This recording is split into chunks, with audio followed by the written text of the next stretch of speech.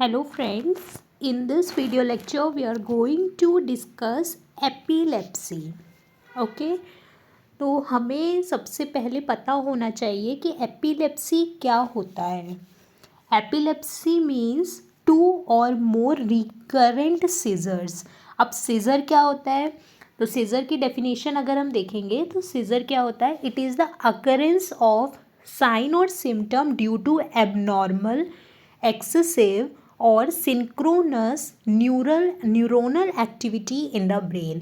मतलब seizures basically क्या होते हैं कि हमारी जो ब्रेन की एक्टिविटी होती है वो एक्सेस हो जाती है या फिर एबनॉर्मल हो जाती है, तो उसके कारण हमको certain sign and symptoms patient में देखने को मिलते हैं. There is temporary disruption of brain function and it leads to minute or dramatic convulsions. ठीक है, इसको छोड़ो अभी, इसको रहने दो अभी. ठीक है, लीव दिस पॉइंट. सिर्फ अभी के लिए सिर्फ इतना याद रखो कि जो सीजर्स होते हैं बेसिकली क्या है कि ब्रेन की जो न्यूरोनल एक्टिविटीज़ होती हैं उनमें प्रॉब्लम आ जाती है, या तो वो एबनॉर्मल हो जाएंगी या फिर एक्सेसिव हो जाएंगी. ठीक है, now the epilepsy basically means two or more recurrent seizures. उसको क्या बोलेंगे? एपिलेप्सी बोलेंगे. अनप्रोवोक्ड सीजर्स होते हैं, वेरियस कॉजेज़ होते हैं इनके एपिलेप्सी के. फर्स्ट वन ट्रोमा के कारण हो सकता है, ट्यूमर हो सकता है कोई ब्रेन में, इन्फेक्शन के कारण, कोई डिजेनरेटिव डिजीज़ है ब्रेन में, या फिर कोई हेरिडिटी फैक्टर है. बिकॉज ऑफ दैट पेशेंट में एपिलेप्सी देखने को मिलती है. यहाँ इसके टाइप्स जो हैं वो बहुत इंपॉर्टेंट हैं. ठीक है, all the seizures does not mean epilepsy. जितने भी सीजर होंगे उनको हम एपिलेप्सी नहीं बोलेंगे, लेकिन जितनी भी एपिलेप्सी होंगी वो सीजर होंगी. वाई? बिकॉज एपिलेप्सी का मतलब ही हुआ to or more recurrent scissor. अगर बार बार सीजर आ रहा है दैट इज़ एपिलेप्सी ना, कि दो या दो से ज़्यादा सीजर आ गया तब हम इसको क्या बोलेंगे? एपिलेप्सी बोलेंगे. इसीलिए जितनी भी एपिलेप्सी होंगी वो सारी सीजर में इंक्लूड होंगी, लेकिन all seizure does not mean epilepsy. अब ये जो एपिलेप्टिक सीजर्स होते हैं they are of two type, focal और partial and generalised seizure. Basically क्या होता है कि जो फोकल या फिर जो पार्शियल सीजर होते हैं ये भी दो टाइप के होते हैं, simple partial seizure and complex partial seizure. Simple partial seizure में बेसिकली क्या होता है कि जो पेशेंट है, जो पर्सन है वो क्या रहेगा? कॉन्शियस रहेगा. That is simple partial seizure. Complex partial seizure में क्या होगा कि पेशेंट में थोड़ी थोड़ी कॉन्शियसनेस इम्पेयर्ड होगी. Okay, so this is the focal या फिर पार्शियल सीजर बोलेंगे. जनरलाइज्ड सीजर में डिफरेंट टाइप के आते हैं और ये इम्पॉर्टेंट है from exam point of view. The very first is tonic seizure, clonic seizure. Tonic clonic seizure, ये जो टॉनिक क्लॉनिक सीजर है इसको हम क्या बोलते हैं? ग्रैंड माल सीजर भी बोलते हैं. Next is atonic seizure, myoclonic, absence. ये जो एब्सेंस सीजर होता है इसको पैटेड माल सीजर भी कहते हैं. तो ये नाम याद रखना कि टॉनिक क्लॉनिक सीजर को क्या बोलते हैं? Grand mal scissor.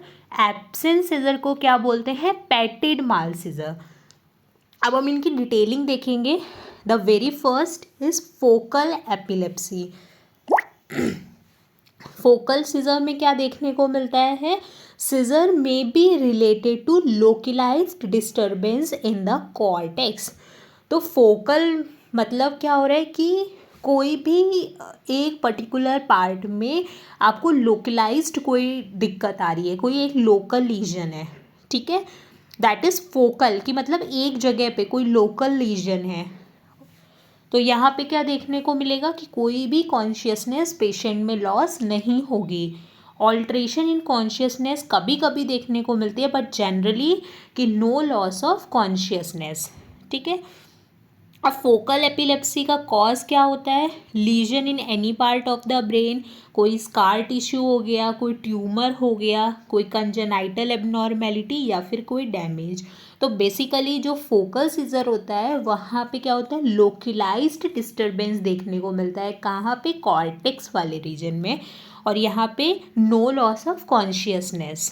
ठीक, नेक्स्ट यहाँ पे बेसिकली क्या हुआ, मान लो कोई एक कॉर्टेक्स का पार्ट है, यहाँ पे कोई लोकलाइज्ड लीजन हो गया, कोई डिस्टरबेंस हो गया, तो वहाँ से क्या होगा? There is rapid discharge. अब यहाँ से कोई दिक्कत है तो यहाँ से कुछ डिस्चार्जेस होंगे, वो यहाँ से डिस्चार्ज हुआ, एडजेसेंट में उसने स्प्रेड कर दिया, तो इसको क्या बोलते हैं? जैक्सोनियन मार्च।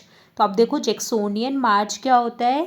फोकल और पार्शियल सीजर का एक इम्पॉर्टेंट है जैक्सोनियन मार्च। इसका मतलब बेसिकली यही होता है कि rapid discharge from the focus spread over adjacent cortical region and this lead to a phenomena that is known as Jacksonian march। Jacksonian march को डिटेल में देखेंगे। जैक्सोनियन मार्च कहाँ देखने को मिल रहा है? फोकल सीजर में भी। कौन से टाइप में?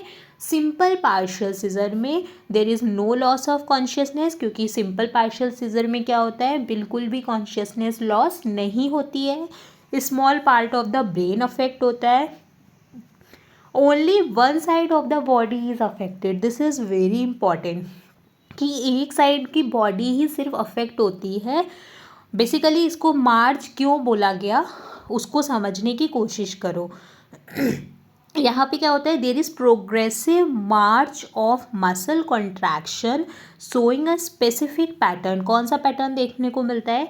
Start with twitching and tingling in finger, toe, corner of mouth. कि फिंगर से, टो से या फिर कॉर्नर ऑफ माउथ से ट्विचिंग स्टार्ट होगी, टिंगलिंग स्टार्ट होगी, then it will spread to large part of the body. मतलब small part of the body से शुरू हो रही है, कहाँ जा रही है? Large part of the body की तरफ जा रही है। जैसे कि हैंड से शुरू हुआ, आर्म्स की नेक, फर्स्ट हैंड से शुरू हुआ, आर्म्स की तरफ टिंगलिंग और ट्विचिंग गया, देन फेस, देन लेग, मतलब इप्सी लैटरली जा रहा है। ठीक है, अगर मान लो फुट से शुरू होती है टिंगलिंग या फिर हमको जो टिंगलिंग और फिर ट्विचिंग देखने को मिल रही है, अगर फुट से शुरू होती है तो कहाँ जाएगी? फर्स्ट लेग में, देन आर्म्स में, देन फेस में, मतलब इप्सी लैटरली जाएगा। ठीक है, तो यही होता है जैक्सोनियन मार्च। ये हमें कहाँ देखने को मिलता है? सिंपल पार्शियल सीजर में। यहाँ पे पेशेंट में कोई भी कॉन्शियसनेस लॉस नहीं होती है, one side of the body affect होती है। क्योंकि यहाँ जैक्सोनियन मार्च क्यों बोला? क्योंकि इसमें एक स्पेसिफिक पैटर्न फॉलो होता है कि ट्विचिंग अगर कहाँ से शुरू होती है, या तो हमारे हैंड से शुरू होगी, या फिर टो से शुरू होगी, या फिर कॉर्नर ऑफ माउथ से, और इप्सी लैटरली जाती है। ठीक, so when we talk about the generalized seizure, तो जनरलाइज सीजर बेसिकली इसमें क्या होता है कि बोथ हेमिस्फीयर मतलब एंटायर ब्रेन अफेक्ट हो सकता है। Whereas in case of focal और पार्शियल सीजर वहाँ पे लोकल डिस्टर्बेंस था कॉर्टेक्स वाले रीजन में, but in the case of generalized seizure यहाँ पे बोथ द हेमिस्फीयर में कोई ना कोई अफेक्शन देखने को मिल रही है, या फिर एंटायर ब्रेन भी अफेक्ट हो सकता है। इसीलिए यहाँ पे कॉन्शियसनेस लॉस हो जाती है, अवेयरनेस लॉस हो जाती है। इसके हमने डिफरेंट टाइप देखे थे। The very first is tonic seizure. इसमें बेस टॉनिक का मतलब क्या हुआ? मसल में stiffness. Next one clonic seizure, जहाँ पे क्या होता है? जर्क होते हैं, rhythmic jerks that involve both side of the body at the same time. So tonic मतलब स्टिफनेस होना मसल्स में, क्लॉनिक सीजर का मतलब क्या होना? जर्किंग मूवमेंट देखने को मिलता है। ठीक है, और वो भी दोनों साइड बॉडी के सेम टाइम पे। टॉनिक क्लॉनिक मतलब दोनों चीज़ें एक साथ देखने को मिलेंगी कि स्टिफनेस भी हो रही है, जर्किंग भी हो रही है। और टॉनिक क्लॉनिक सीजर जो होता है वो मोस्ट कॉमन टाइप का जनरलाइज्ड सीजर होता है। इसको हम ग्रैंड माल सीजर भी कहते हैं। और ये मोस्ट कॉमन टाइप का जनरलाइज्ड सीजर है, ठीक है। यहाँ पे हमको characteristic of tonic clonic seizure, एक तो लॉस ऑफ कॉन्शियसनेस, ब्रीथिंग में डिफ़िकल्टी, पर्सन में सांस लेने में दिक्कत आएगी, सेंट्रल साइनोसिस देखने को मिलेगी। अब क्या हो रहा है कि अगर पेशेंट में अटैक आ रहे हैं, क्योंकि टॉनिक क्लॉनिक में या फिर ग्रैंड माल सीजर में क्या हो रहा है, स्टिफनेस और जर्किंग दोनों हो रहा है, ठीक है। तो यहाँ पे जब अटैक आते हैं पर्सन में, so there will be incontinence of urine and tongue biting हो सकती है। इनकॉन्टिनेंस, यूरिन इनकॉन्टिनेंस और टंग बाइटिंग हो सकती है, ठीक है। ये एक तो इम्पॉर्टेंट पॉइंट है। दूसरा, एज द कॉर्टिकल, जैसे जैसे कॉर्टिकल डिस्चार्जेस रिड्यूस होते हैं तो जर्किंग मूवमेंट फिर रुक जाता है, ठीक है। इसीलिए jerking movement emerge for 2 minute, सिर्फ 2 मिनट तक मिलेंगे। उसके बाद पेशेंट में आफ्टरवर्ड क्या होगा, there is a flaccid state of deep coma which can persist for some minutes, ठीक है। तो जब अटैक आएंगे तो कब क्या होगा, टंग बाइटिंग और यूरिनरी इनकॉन्टिनेंस हो सकता है। जैसे जैसे कॉर्टिकल डिस्चार्जेस कम होंगे वैसे वैसे जर्किंग मूवमेंट्स भी कम होने लग जाएंगे। सिर्फ जर्किंग मूवमेंट 2 मिनट तक रहते हैं। उसके बाद एक फ्लैसिड स्टेट आती है जहाँ पे पेशेंट डीप कोमा में भी जा सकता है, which can persist for some minutes. After attack, attack के बाद patient usually feel unwell and sleepy with headache and myalgia. Post ictal delirium present, ठीक है। कि अटैक आया उसके बाद पेशेंट में अच्छा नहीं लगेगा, वेल फील नहीं करेगा, स्लीपी फील करेगा, पेशेंट में माइल्जिया देखने को मिल सकता है, हेडेक देखने को मिल सकता है। So this is all about the tonic clonic seizure. Next we have is absent seizure, ये भी इम्पॉर्टेंट है। Absent seizure is also known as petit mal seizure. एक तो यही क्वेश्चन बनता है कि पेटेड माल सीजर किसको बोलते हैं, एब्सेंट सीजर को बोलते हैं। इसका मोस्ट इंपॉर्टेंट क्लिनिकल हॉलमार्क क्या है कि हमको जो एब्सेंट सीजर होते हैं वो चाइल्डहुड में देखने को मिलते हैं, सीज बाय 20 ईयर्स, ओके। ये धीमे धीमे करके जैसे जैसे बच्चा बड़ा होता है ये रुक जाते हैं। Next, sudden brief lapse of consciousness without loss of postural control.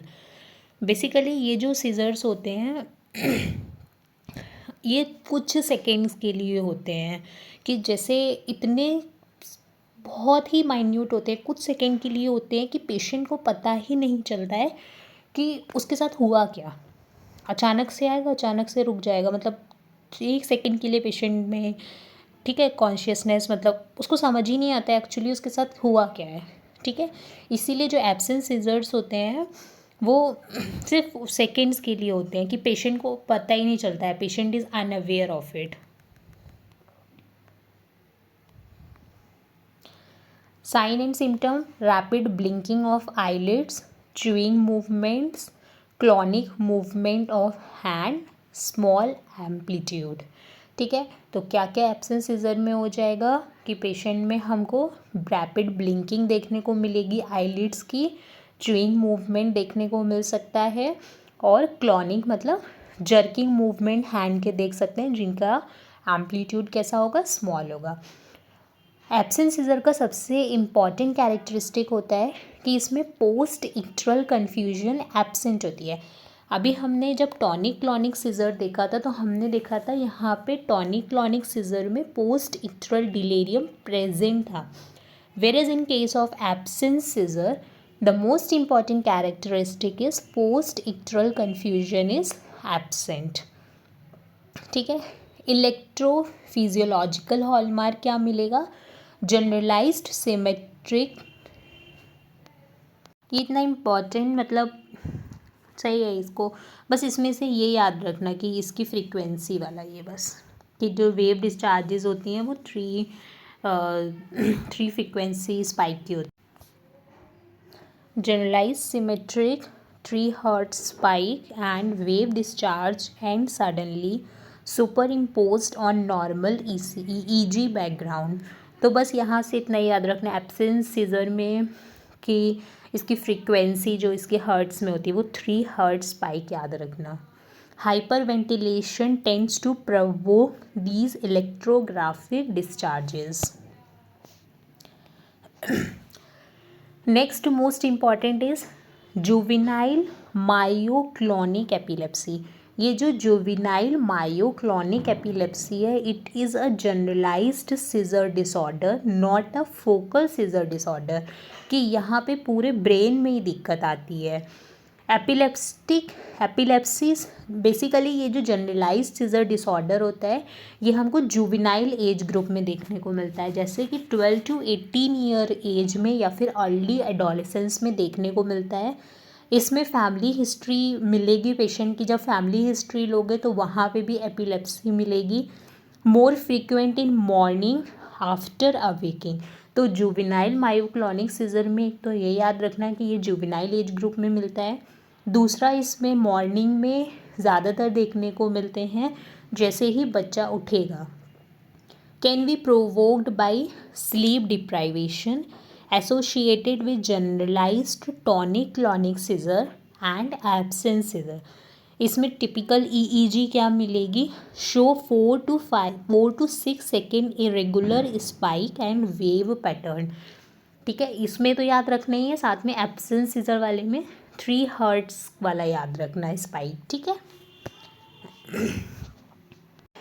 Trigger factors for the seizures: sleep deprivation, alcohol, particularly withdrawal, physical and mental exhaustion, flickering light including TV and computer screen, intercurrent infection and metabolic disturbances. When we talk of investigation, from where is the epilepsy arising?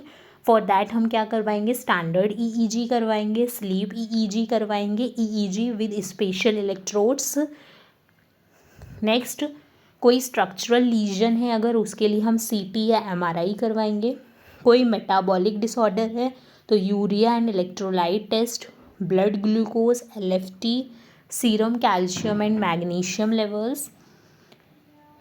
Are the attack truly epileptic? किसी में attack आ रहे हैं तो मतलब हमें confirm करना है कि एपिलेप्सी ही है, तो उसके लिए क्या कराएंगे? एम्बुलेटरी ईईजी कराएंगे एंड वीडियो टेलीमेट्री करवाएंगे।